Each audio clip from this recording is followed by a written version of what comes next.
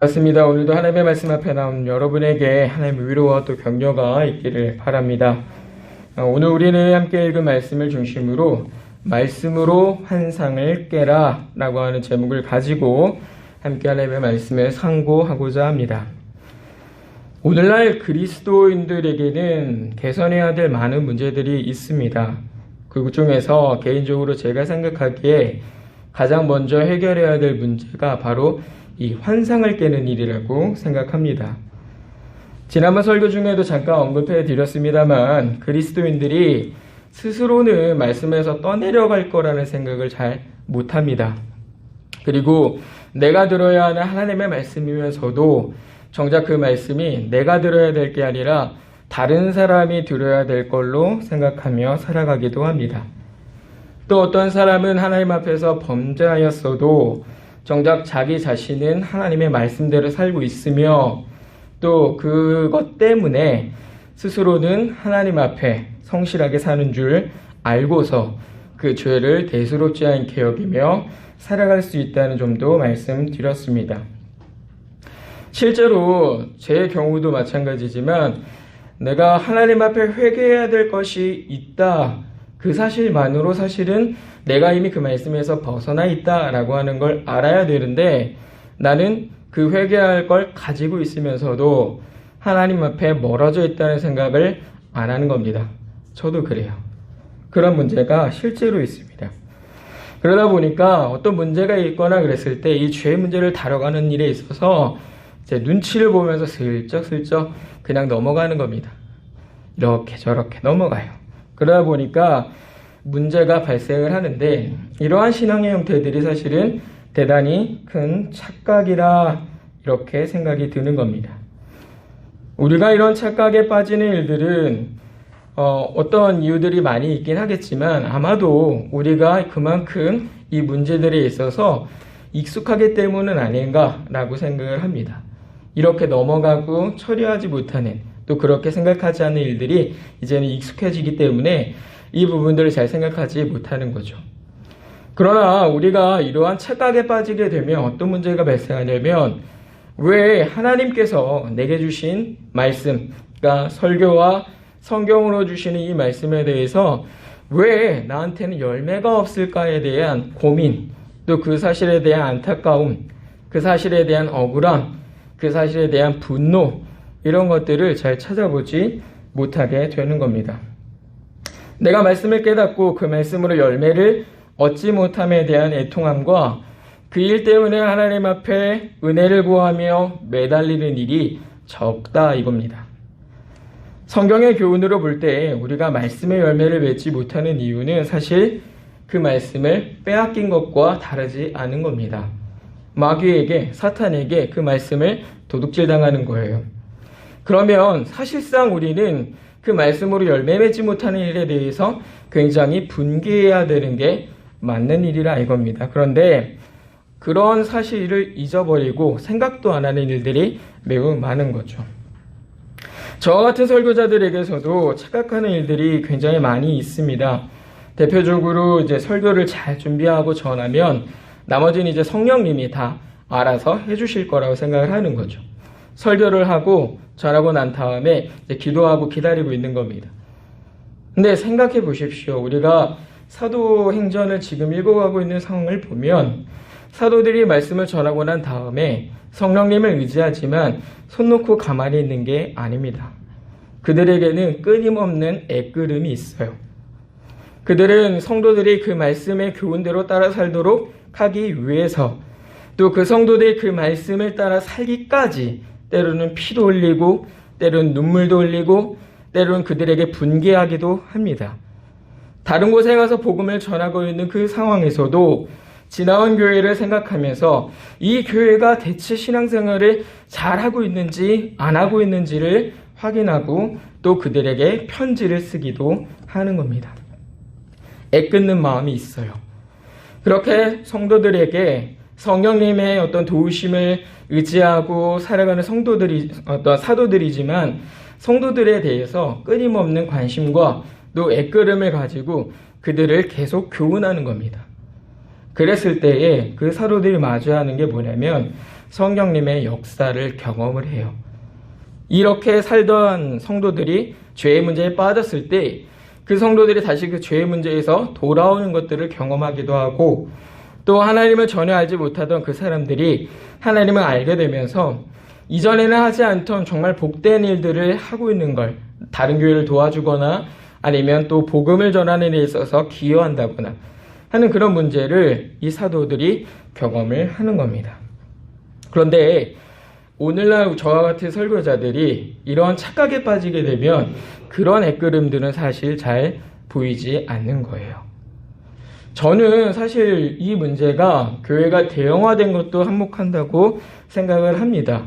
워낙에 많은 사람들을 이제 대하고 이제 살아야 되는 목회자들이다 보니까 일일이 다 그것들을 확인하고 신경 써줄 수가 없는 것도 이유일 수 있겠고, 또 우리는 화면으로 대하는 일에 굉장히 익숙한 성도들이기 때문에 이런 일걸음이 잘 안 보이는데 한몫한다고 생각을 합니다. 그러나 그거보다는 이런 착각에 빠졌을 때에 이런 문제가 있겠다라는 생각을 더 많이 하는 겁니다.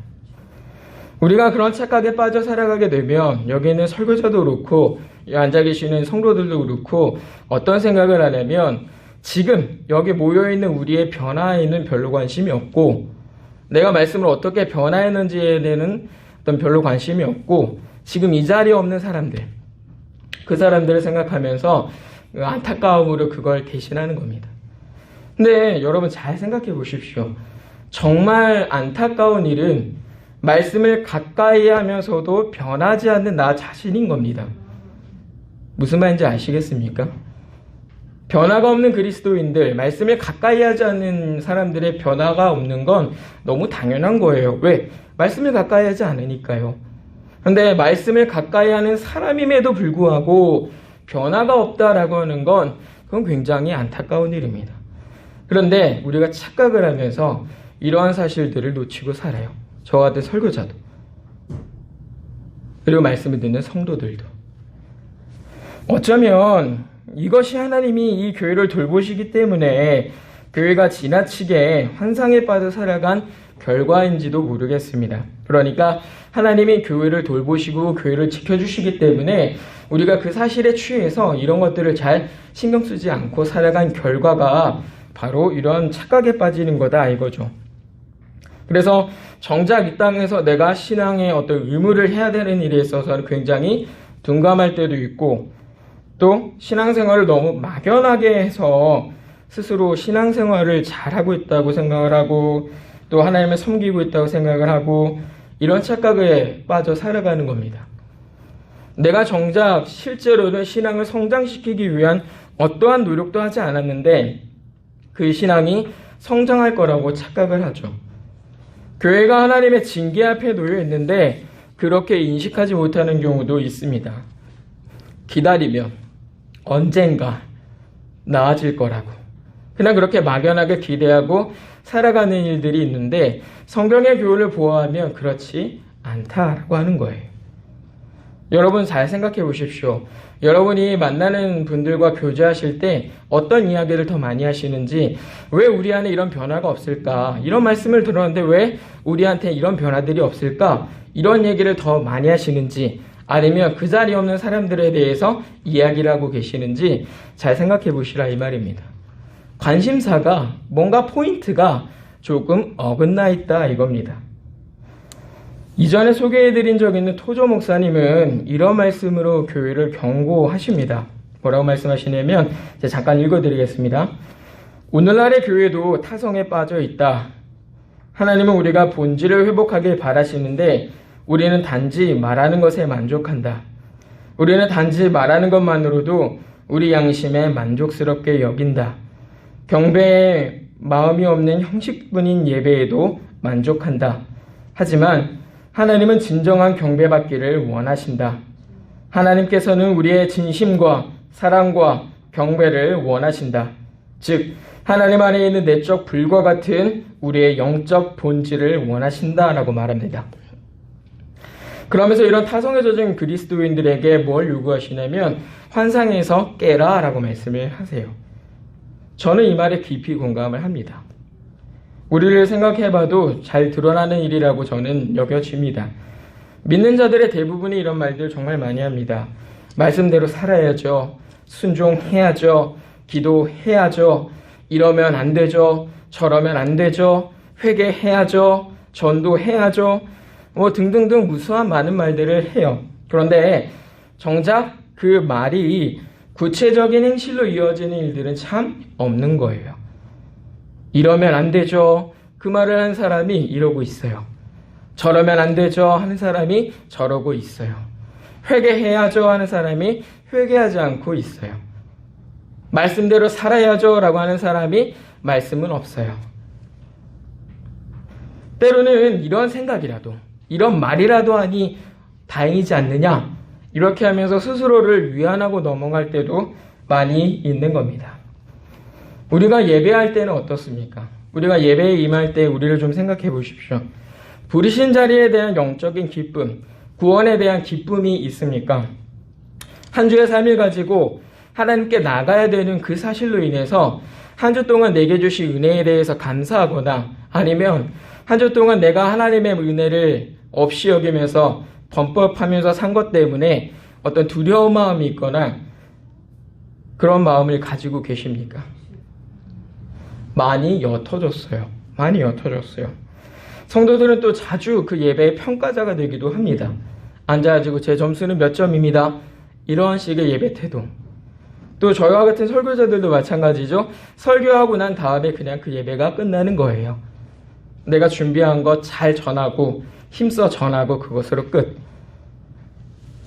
그렇게 만족하고 끝나는 예배인데 그것이 과연 하나님이 정말 기쁘게 보실 만한 것이겠는가? 성경이 우리에게 교훈하는 그런 예배의 모습이겠는가? 매주 똑같은 성도, 매주 똑같은 예배, 매주 똑같은 삶의 반복 속에서 우리도 타성에 젖어서 환상에 빠져 있는 건 아닌가? 내가 예배를 했는데 기쁨을 누리지 못했어요. 그러면 그건 눈물이 있어야 하는 일입니다. 내가 왜 기쁘지 않았을까? 내가 왜 두렵지 않았을까? 내가 왜 아무것도 느끼질 못했을까에 대해서 눈물이 있어야 해요. 설교자로서도 마찬가지입니다. 설교 이후에 나타나는 변화들로 인해서 눈물을 흘려야 됩니다. 그 눈물이 기쁨의 눈물일 수도 있겠지만 때로는 고통의 눈물일 수도 있어요. 그러나 그것이 없다면 저는 그 이유가 토조 목사님이 경고하신 것처럼 오늘날 우리의 교회도 타성에 젖어 있고 여전히 환상에 빠져 있기 때문이라 이렇게 보는 겁니다. 그래서 교회는 환상에서 깨야 돼요. 코로나19 시대를 살아가는 오늘날 우리의 교회는 이제 환상에서 빠져나올 때라 이겁니다. 이런 시점에서 우리를 환상에서 깨어나게 하는 게 하나가 있는데 그게 뭐냐면 말씀입니다. 말씀. 왜냐하면 이 말씀은 살아있고 활력이 있어 좌우의 날성 어떤 검보다도 예리하여 혼과 영과 및 관절과 골수를 찔러 쪼개기까지 하며 또 마음의 생각과 뜻을 판단하기 때문입니다. 이제 이 말씀이 우리를 어떻게 깨우고 있는가라고 하는 것을 함께 살펴보십시다. 사도 바울은 오늘 본문을 통해서 당시 교회에 두 가지를 얘기합니다. 하나는 안식에 들어가라 라고 하는 것이고 두 번째는 힘쓰라 라고 하는 말이에요. 안식에 들어가라 라고 하는 이 말을 하면서 우리에게는 분명한 목표와 길이 있다라고 하는 걸 말씀합니다. 그러니까 우리가 나가야 되는 방향과 나가야 될 길이 있다라고 하는 거죠. 목표점이 있어요. 그런데 그 뒤에다가 뭐라고 얘기를 하냐면 힘쓰라 라고 붙입니다. 힘쓰라. 이 말은요, 이 목표를 이루는 일이 저절로 이루어지는 게 아니라고 하는 점을 가르쳐 주는 거예요. 대표적으로 사도 바울은 이 설명에 앞서서 광야교회를 예를 들어서 이 광야교회가 이 일에 실패했던 것을 언급을 해줍니다. 그러니까 그들이 불순종해서 이 안식에 들어가지 못했다라고 하는 걸 가르쳐 줘요. 이 말은요, 우리가 하나님이 약속하신 안식에 이르기까지 우리가 하나님의 돌보심과 또 하나님의 인도하심을 따라 살아갈지라도 그 안에서는 죄와 또 우리를 미혹하여 넘어뜨리려고 하는 사탄과 끊임없이 싸워야 되는 이 일이 필요하다는 걸 가르쳐 주는 겁니다. 교회라 그래서 저절로 가는 게 아니라 이거예요. 하나님은 반드시 우리를 이끌어 가시지만 때로는 우리가 싸워야 될 순간에 우리가 싸워야 된다 이거예요. 하나님은 그때 우리에게 필요한 것들을 공급하신다 이겁니다. 때로는 위로도 하시고 때로는 경고도 하시고 때로는 우리에게 필요한 것들을 채워주시면서 우리가 이 믿음의 싸움을 하도록 하신다. 그래서 여러분이 잘 생각해야 되는 건 믿음이 그냥 강해지는 게 아니라는 거예요. 하나님에 대한 지식이 풍성해지고 견고해지는 게 저절로 되는 게 아니라 이겁니다. 그만큼 내가 하나님께 구하고 그만큼 내가 하나님께 두드리고 그만큼 내가 하나님께 받아야 그 믿음이 강하여지고 하나님에 대한 지식에 있어서도 우리가 풍성한 사람이 될 수 있다 이거예요. 잘 생각해 보세요. 지난 6년의 시간입니다. 제가 이 교회 온 지 이제 올해로 6년이 됐어요. 6년의 시간 동안 여러분이 신앙에 있어서 더 많이 얻게 된 건 뭔가 한번 생각해 보세요. 그냥 저절로 얻어지는 건 없습니다. 6년 전과 오늘의 나를 비교했을 때 객관적으로 스스로가 생각해 보세요. 내 신앙 수준이 과연 어느 정도로 올라갔는가? 지식에 있어서나 아니면 그 믿음의 실력에 있어서나 어느 정도로 내가 더 나아졌는가? 성장했는가를 한번 생각해 보시라 이거예요. 똑같을 수도 있고 오히려 더 안 좋아졌을 수도 있어요. 여기서 우리가 먼저 깨우는, 우리를 이렇게 말씀하면서 우리를 먼저 깨우는 부분은요, 내가 신앙생활을 목표로 하고 힘쓰고 있는 게 무엇인가 라고 하는 점이에요. 여러분은 하나님이 약속하신 안식에 들어가기를 힘쓰고 계십니까? 아니면 자기의 신앙 실력을 증명하는 일을 위해 힘쓰고 계십니까? 저는 종종 그리스도인들에게서 자기 신앙을 증명하기 위해서 애쓰는 모습을 보기도 합니다. 그러니까 내가 얼마나 좋은 신앙인인지, 내가 얼마나 뛰어난 믿음을 갖고 있는지, 내가 얼마나 대단한 믿음을 가지고 있는지 이것들을 보여주고 증명하기 위해서 애쓰는 신앙인들을 봐요. 이건 목회자들에게서도 마찬가지입니다. 내가 얼마나 준비된 목사인지, 내가 얼마나 대단한 목사인지, 내가 얼마나 능력 있는 목사인지 이걸 보여주고 싶어가지고 그냥 안달나신 목사님들도 있어요. 그런데 여러분 잘 생각하십시오. 신앙은요, 자기 실력을 증명하기 위한 게 아닙니다. 아니에요. 내가 정말 신앙생활 잘했다면 오히려 나는 남지 않아야 해요. 성경이 우리에게 가르쳐주지 않습니까? 그런데 내가 내 신앙 실력을 자랑하고 있다면 이건 굉장히 이상하다 이거예요. 신앙은 그 자체로 그리스도께서 베풀어 주신 은혜의 결과입니다. 신앙이라고 하는 게 나에게 은혜를 주셔서 생기는 거예요. 믿음이라고 하는 게 나 주세요라고 해서가 아니라 하나님이 내가 너에게 선물로 줄게 라고 해서 얻어지는 게 신앙이고 믿음이라 이거예요. 그 자체로 은혜의 결과입니다. 그리고 오늘 이 본문이 우리에게 약속하고 있듯이 하나님께서, 우리 주님께서 우리에게 약속하신 안식을 얻게 하는 것이 이 믿음, 곧 신앙이라 이거예요. 그래서 이 신앙을 가지고 있는 사람들은 자기의 삶으로 받은 은혜를 드러내야 되고 자기의 삶으로 그리스도를 드러내야 되는 게 맞는 겁니다. 그래서 여러분 잘 생각하셔야 돼요. 내가 신앙생활 하면서 내 실력을 증명하기 위해서 애쓰고 있는지, 아니면 내가 이 약속하신 언약의 이 성취, 그러니까 이 안식에 이르기 위해서 힘쓰고 있는지, 여러분 뭘 위해서 힘쓰고 있는지를 잘 생각하셔야 됩니다. 그것들을 구분하시려면 신앙의 결과들을 보시면 돼요. 내 실력, 내가 얼마나 대단한 사람인지, 내가 얼마나 대단한 믿음을 가지고 있는지, 내가 얼마나 충성스러운 그리스도인인지 이런 것들을 증명하려고 신앙생활 힘쓰시는 분들은요, 결국에 그 끝에 이르러서 교만에 빠지게 됩니다. 왜요? 내가 더 드러나야 되거든요. 내가 저 사람보다 더 낫다. 내가 저 사람보다 더 뛰어나다. 나 이렇게 뛰어난 그리스도인이다. 이것들을 자랑해야 되니까 내가 드러나야 돼요. 내가 드러나는 일은 뭐겠어요? 교만입니다. 교만. 그 자체가 교만이에요. 반대의 경우에 은혜의 일을 이제 붙잡고서 약속하신 그 안식에 이르기까지 힘쓰는 신앙생활 같은 경우에는 어떤 결과가 나올까요? 은혜에 대하여 복종하는 겁니다. 왜요?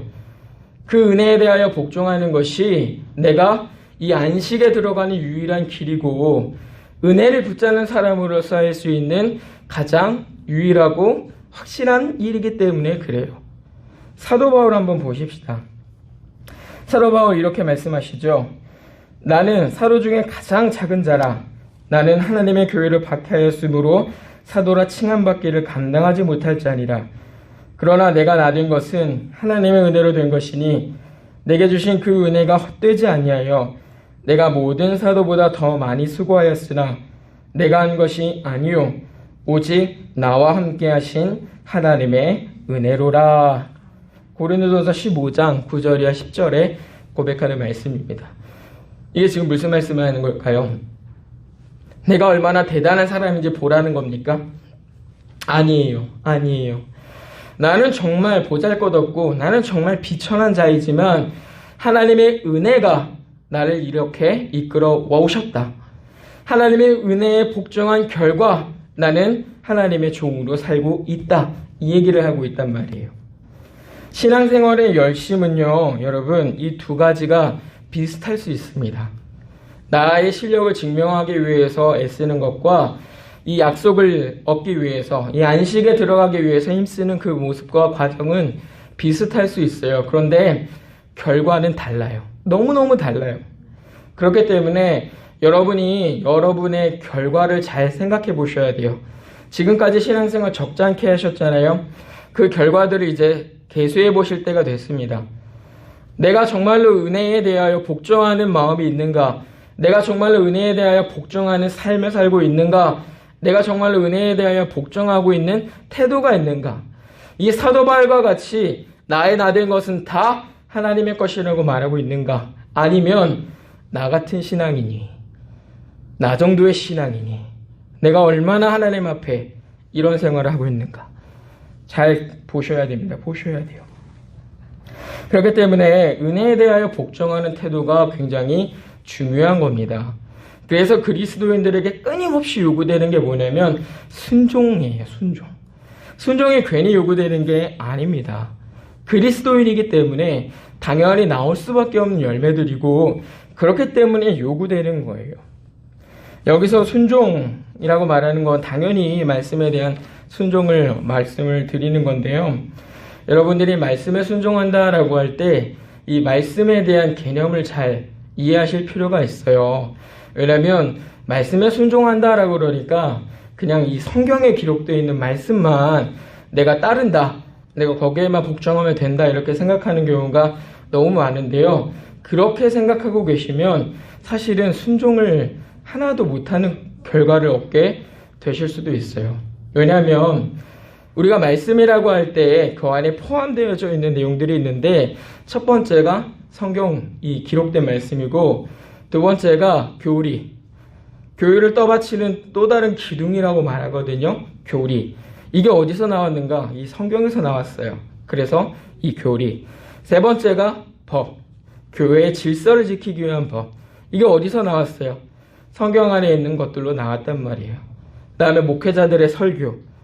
이거 어디서 나왔을까요? 성경의 본문 가운데서 나오는 거죠. 그리고 목회자들의 신실한 권면입니다.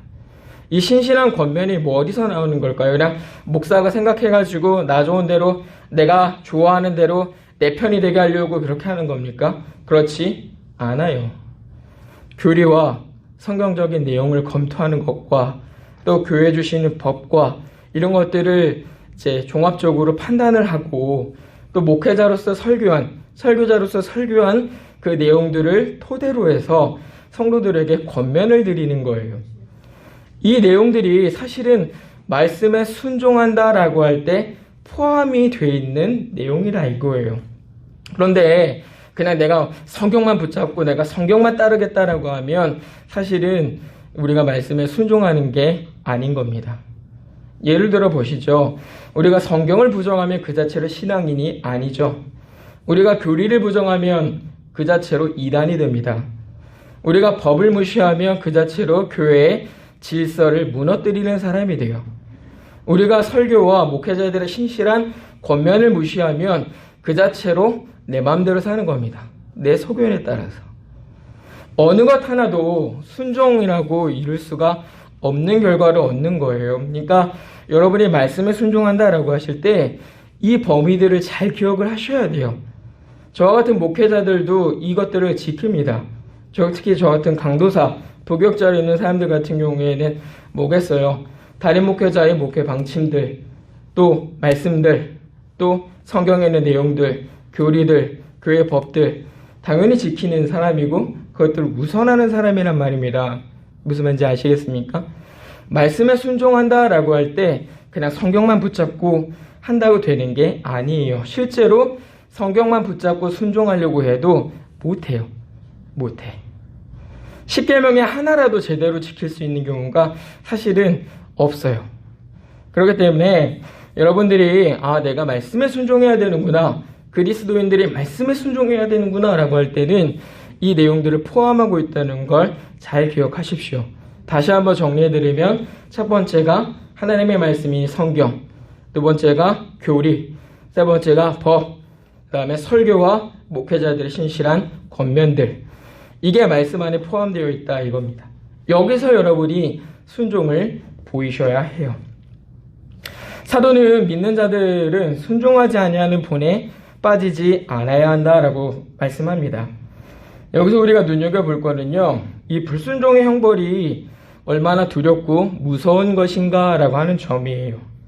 여러분 보세요. 불순종할 때 그 형벌이 뭐냐면 안식에 이르지 못하는 거예요. 이 말이 뭐냐면 영원한 파멸의 선언입니다.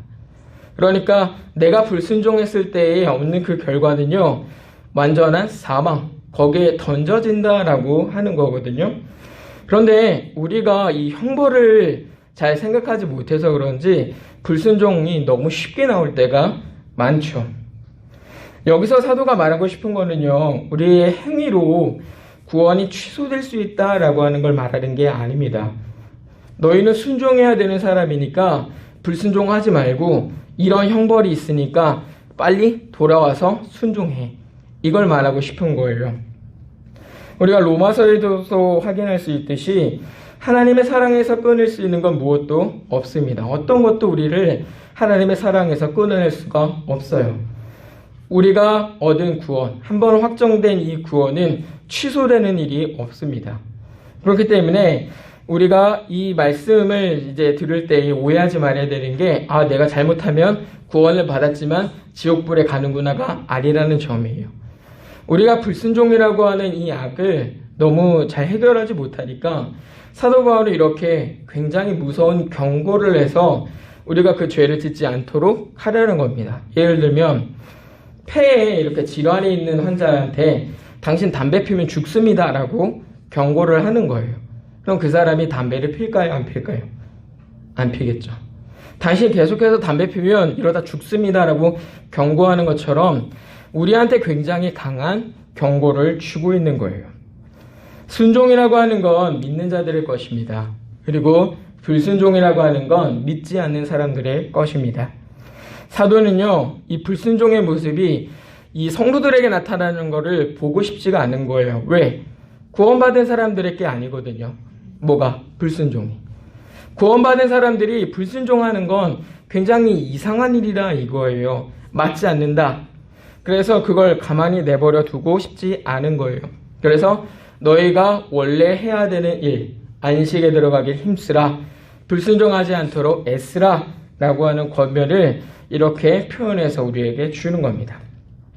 그럼에도 불구하고 우리가 이 연약함을 핑계로 불순종을 할 때가 너무 많이 있죠. 불순종을 하면서 내가 믿음이 약해서, 연약해서 이렇게 핑계대면서 굉장히 대수롭지 않게 생각하는 경우가 있는데, 이거 굉장히 문제가 있는 겁니다. 왜냐하면 불순종에 대한 형벌이 그냥 간단한 징계 정도가 아니라 영원한 파멸을 얻게 하는 형벌이기 때문에 그래요. 그만큼 불순종이라고 하는 게 굉장히 무서운 죄인 줄을 우리가 알고 있어야 됩니다. 단지 연약함으로 치부하고 넘어가는 게 아니에요. 그래서 우리가 이 불순종할 때마다 우리의 연약함을 핑계대서는 곤란하다. 대신에 우리의 연약함을 인정하고 우리가 불순종했다면 다시 하나님 앞에 회개해야 되죠. 실제로 하나님이 우리에게 회개를 요구하신 이유는 여기 있습니다. 왜요? 우리 연약함을 알고 계시니까. 우리가 그 순종하는 일에 있어서 간혹 실패할 걸 하나님이 알고 계시죠. 그렇기 때문에 우리에게 회개의 기회들을 주시는 거예요. 내가 회개할 마음이 들지 않았지만 하나님이 우리의 마음에 감동하시고 때로는 우리의 양심을 이렇게 자극하셔서 내가 하나님 앞에 회개하지 않고 못 견디는 상태로 우리를 만들어 가시기도 하죠. 그래서 이 회개라고 하는 거는요, 그냥 내 연약함으로 아이고 내가 잘 몰라서 내가 신앙생활 잘 실수해가지고 이런 게 아니라 내가 정말 잘못했습니다. 그 죄에 대해서 돌이키고 그 죄에 대해서 고백하고 용서를 구하는 것뿐만이 아니라 내가 지금은 믿음이 연약해서 이 문제로 넘어졌지만 내가 다시는 이 문제에 넘어지지 않도록 하나님 내게 믿음 주세요라고 고백이 있어야 돼요. 이게 하나님이 우리에게 요구하시는 정당한 회개입니다. 우리가 아까 잠깐 찬송했는데 여러분 잠깐 보시면 우리가 이제 우리 얘기를 할 때 뭐라고 얘기를 하냐면 내 마음이 연약하여 늘 넘어지오니 주 예수 힘주사 굳세게 하소서라고 하는 찬양 가사가 있거든요. 이게 지금 그런 걸 얘기하는 거죠. 나는 넘어집니다, 하나님. 그러니까 내가 넘어지지 않도록 내게 힘을 주세요. 이게 사실은 회개의 끝자락에서 우리가 하나님 앞에 구해야 되는 부분인데 대부분이 뭐라고 하고 끝나냐면 잘못했습니다. 끝. 이렇게 하고 끝나는 경우들이 많은 거죠. 그러면 곤란하다.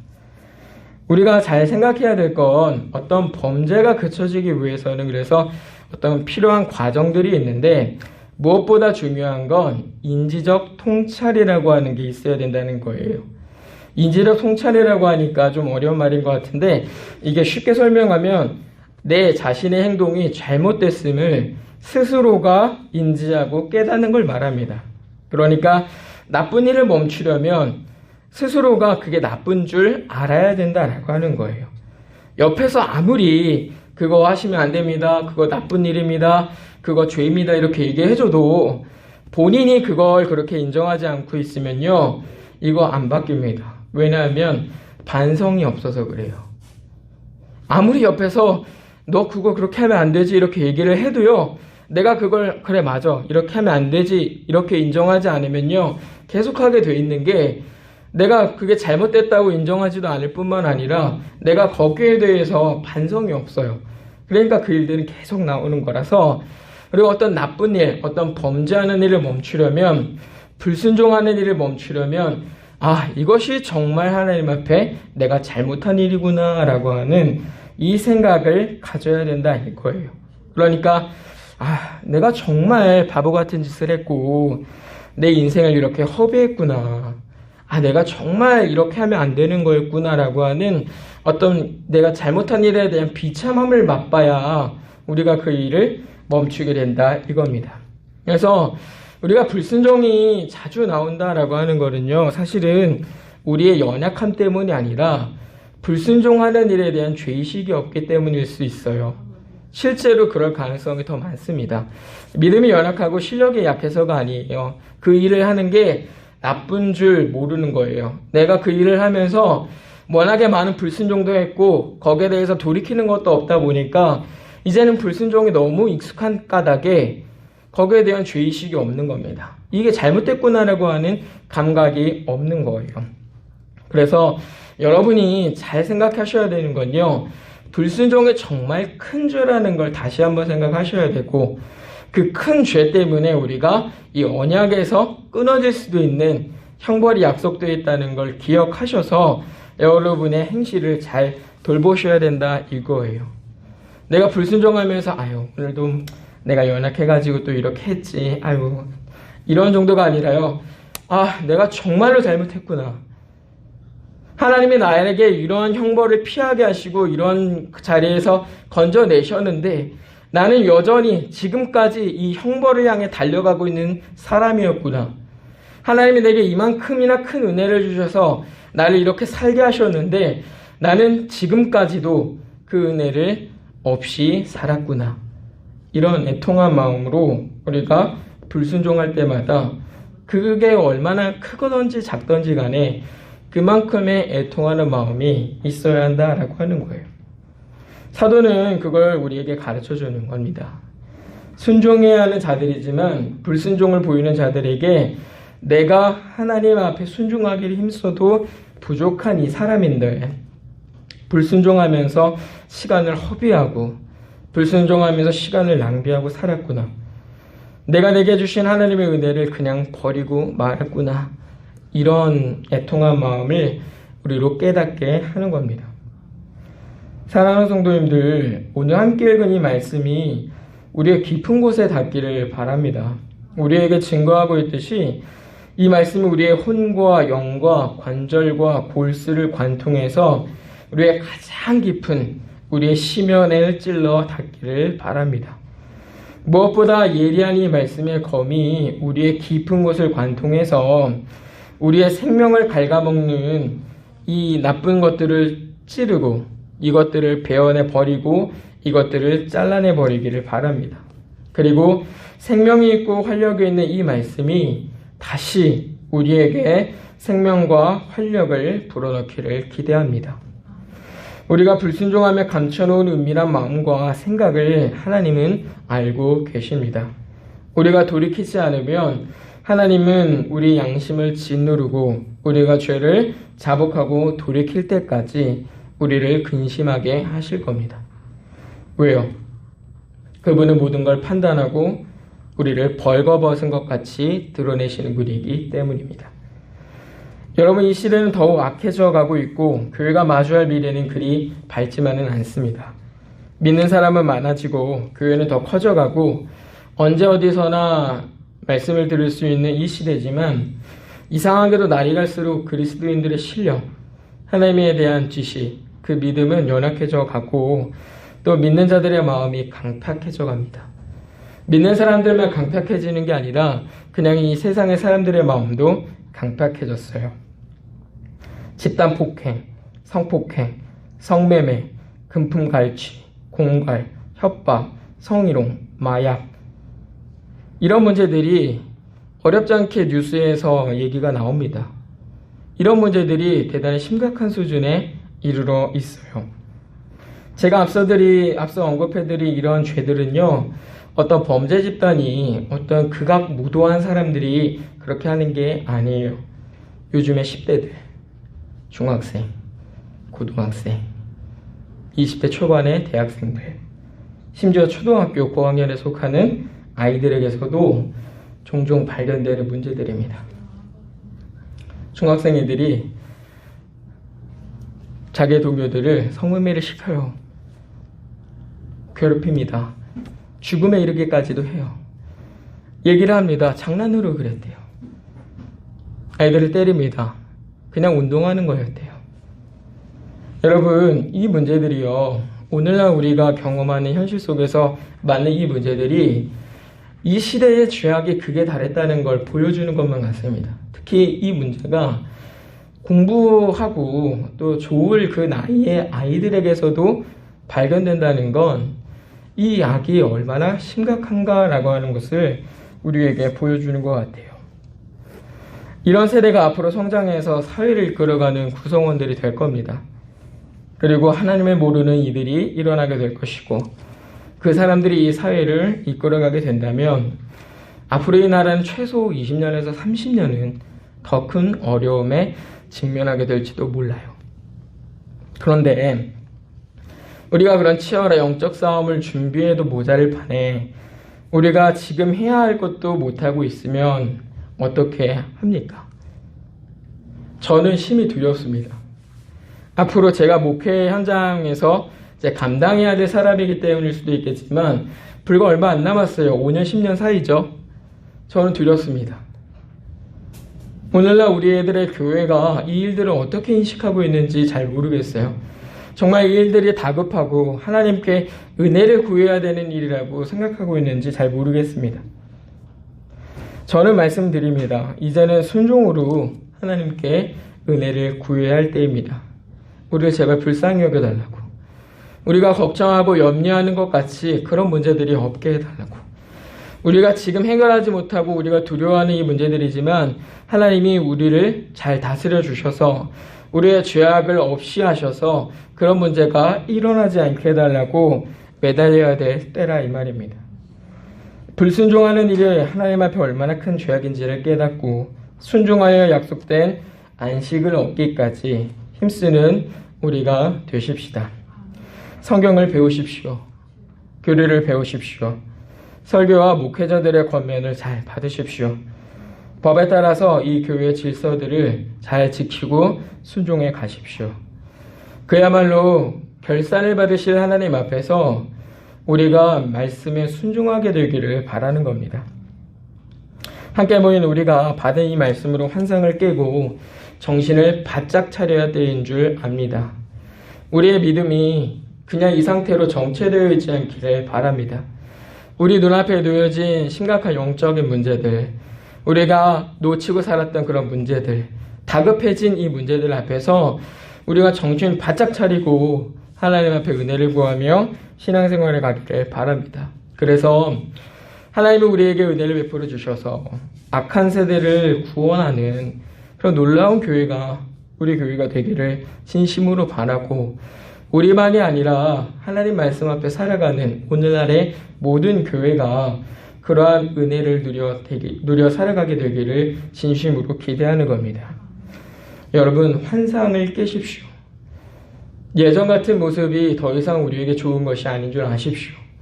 하나님이 기대하시는 바가 분명히 있음을 여러분 생각하십시오.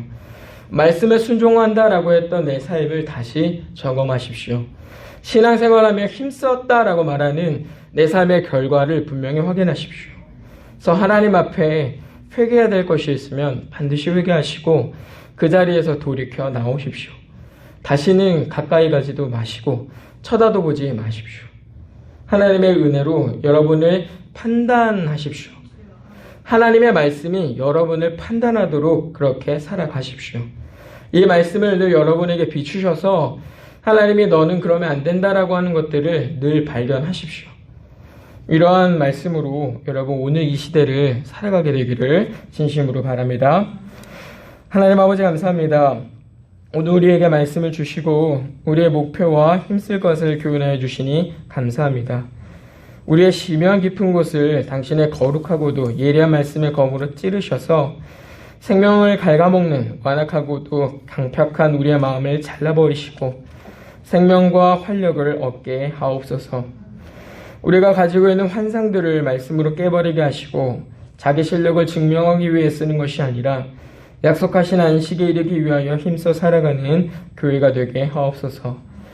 불순종이 우리에게 얼마나 큰 죄인가를 알게 하시고 불순종하는 자기로 인하여 애통하게 하시고 순종의 길을 걸어가는 은혜를 주시옵소서. 우리의 은밀한 죄악을 판단하셔서 우리의 양심을 짓눌러 주시고 내가 그치지 못하고 있는 죄악의 비참함을 깨달아 돌이켜 양심의 평안을 얻게 하옵소서. 우리에게 주신 성경과 교리와 법과 설교와 목회자들의 신실한 권면에 순종하여 교회됨을 잘 지키고 이 땅에서 다음의 교회를 잘 준비하며 살아가는 그러한 복된 교회 되게 하옵소서. 감사드리며 예수님 이름으로 간절히 기도드리옵나이다. 아멘.